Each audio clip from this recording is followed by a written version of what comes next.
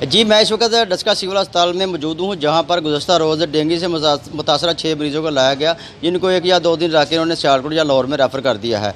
यहाँ पर अमली तौर पर इक़दामात करने की ज़रूरत है, जो कि नहीं हो रहे, ना तो महकमा सेहत की तरफ से और ना ही असिस्टेंट कमिश्नर की तरफ से अमली इक़दामात किए जा रहे हैं।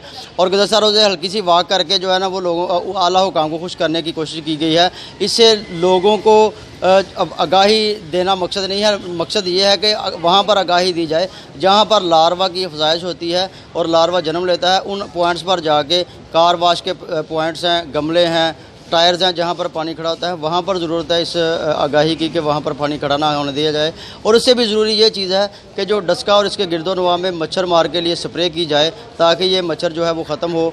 और उसके अलावा ये मैं बताता चलूँ कि पंजाब हुकूमत जो इक़दामात कर रही है, मेरे अकब में देखें कि ये एक पोस्टर लगाया गया है कि जिस पे लिखा गया है कि रावलपिंडी का 2 माह तक सफ़र ना करें। क्या मैं पंजाब हुकूमत की इतनी ही ज़िम्मेदारी थी कि वो लोगों को आगाही दे? ये सफ़र ना करने जो है ना, वो मसले का हल नहीं है। जो डेंगू वायरस डस्का में आ चुका है, उसका हल करने की ज़रूरत है, उसकी अफजाइश रोकने की ज़रूरत है।